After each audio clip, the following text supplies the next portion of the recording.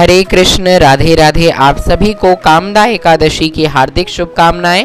तो हर एकादशी के महात्म में मैं आपको एकादशी के इतिहास व व्रत कथा के बारे में बताता हूं और उस एकादशी की विशेषता के बारे में बता करके हरि महिमा का गुणगान करता हूं। तो इस वर्ष की 2081 संवत्सर की पहली एकादशी, जो कि चैत्र माह के शुक्ल पक्ष की एकादशी है, ये वर्ष की यानी हिंदू नववर्ष की पहली एकादशी है। तो आइए सुनते हैं कामदा एकादशी का व्रत महात्म। चैत्र मास के शुक्ल पक्ष की एकादशी। भगवान कृष्ण बोले कि हे युधिष्ठिर, चैत्र मास के शुक्ल पक्ष की एकादशी का नाम कामदा एकादशी है। इसका महात्म्य राजा दिलीप ने गुरु वशिष्ठ से पूछा था। वशिष्ठ जी बोले कि हे राजा दिलीप, मैं तुम्हें कामदा एकादशी के बारे में बतलाता हूँ, सुनो। एक भोगीपुर नगर में पुंडरीक नामक राजा राज्य करता था। उसकी सभा में गंधर्व गान करते थे, अप्सराएं नृत्य किया करती थीं। उनमें से ललिता नाम की गंधर्विनी और गंधर्व भी रहता था। उसका परस्पर एक दूसरे में अति प्रेम था।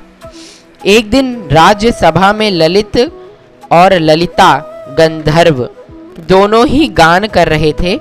ललिता जैसे ही ललित के सामने ना आई तो वह अपना स्मृति भूल गया और राजा के सामने ललित अशुद्ध गाना गाने लगा।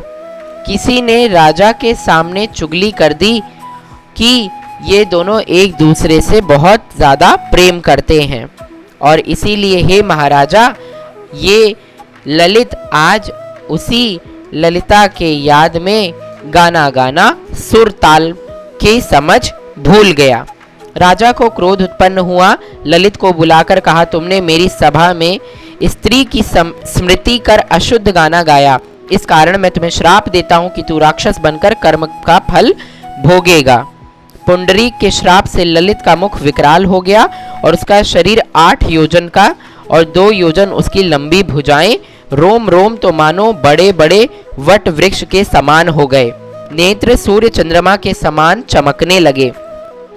इस तरह उसका प्रेत योनि में जाकर के रूप परिवर्तित हो गया और वह मंद्राचल पर्वत की तरह, जैसे मंद्राचल पर्वत सभी चीज़ों को भक्ष कर अपना पेट भरता था, वो भी अपना पेट भरने लगा।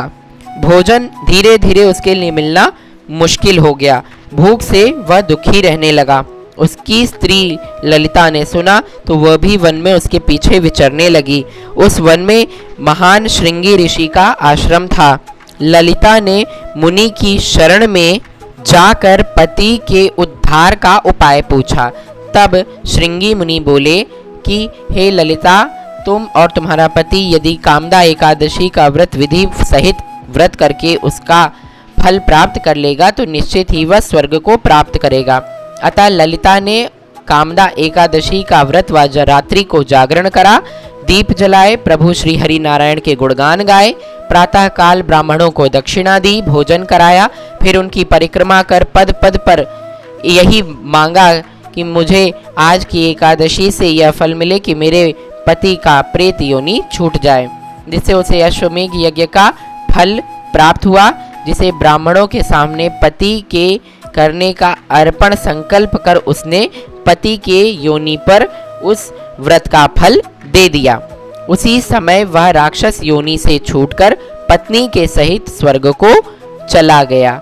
ये थी कामदा एकादशी के महात्म और व्रत कथा का मनोहर इतिहास। वर्ष की हिंदू पंचांग की पहली एकादशी आप सभी के जीवन में खूब उत्साह, उमंग व ढेर सारी हरि भक्ति लेकर आए।